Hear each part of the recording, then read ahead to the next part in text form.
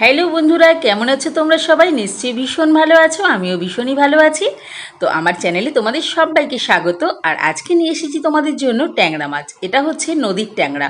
তো এই ট্যাংরা মাছটাই কিন্তু কোনো গন্ধ হয় না। তো আজকে আমি এই ট্যাংরা মাছটা কিভাবে রান্না করব তো তোমাদের সঙ্গে একটু শেয়ার করে ফেলি। চলো দেখো, আমি ট্যাংরা মাছটাকে প্রথমে ভেজে নিয়েছি নুন হলুদ মাখিয়ে।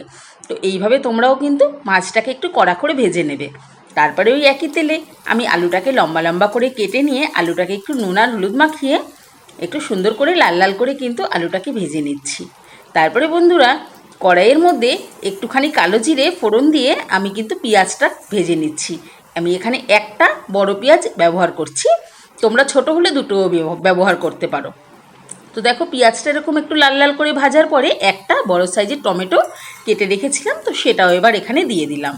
এবার টমেটোটা দিয়ে একটু নাড়াচাড়া করতে হবে টমেটোর কাঁচা গন্ধটা চলে যাওয়া পর্যন্ত। তারপরে বন্ধুরা, আমি এখানে যেগুলো দেবো তোমরা একটু ভালোভাবে খেয়াল করো। আর এই ট্যাংরা মাছে এই মশলাগুলো কিন্তু দিতেই হবে, আমি কিন্তু খুব বেশি মশলা এখানে ব্যবহার করব না। দেখো, এখানে দিয়ে দিয়েছি আমি একটু জিরে বাটা আর কাঁচা লঙ্কা আর আদা। খুব সহজ রেসিপি এবং খুব সহজভাবে তোমাদেরকে রান্নাটা আমি দেখাচ্ছি।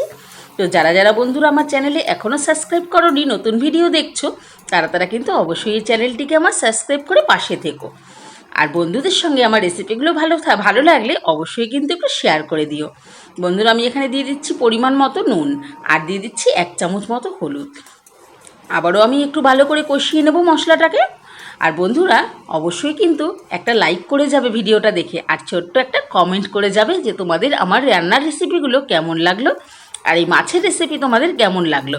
আর তোমরা এই মাছকে কিভাবে খাও জানি না, তবে আমার কিন্তু এইভাবে করলে মাছটা কিন্তু দারুণ খেতে লাগে।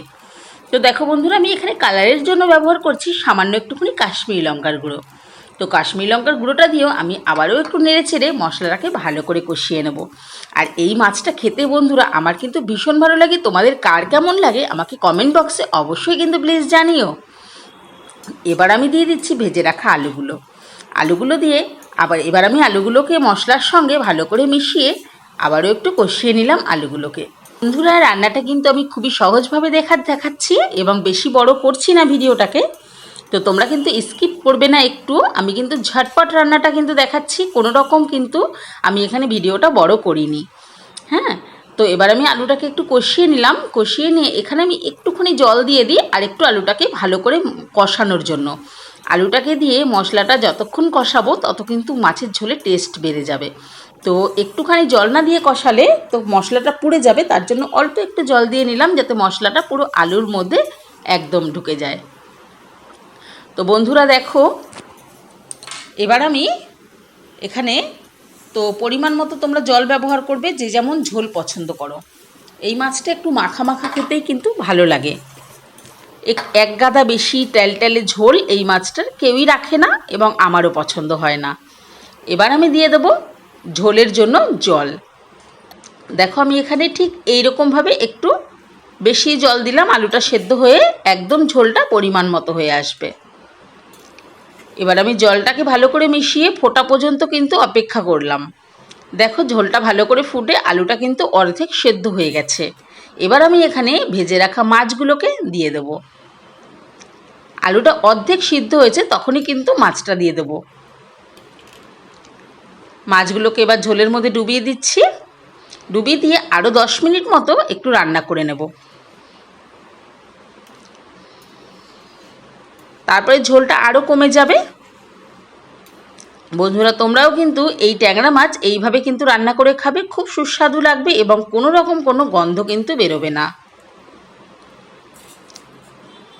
দেখো, এবার কিন্তু ঝোলটা একদম পরিমাণ মতো ঠিক আছে। এবার আমি এখানে 1/2 চামচ মতো গরম মশলার গুঁড়ো ব্যবহার করছি। এই গরম মশলার গুঁড়োটা আমি নিজেই ঘরে বানিয়ে রেখেছি। গোটা গরম মশলা কিনে এনে আমি একসাথে গুঁড়ো করে রেখেছি।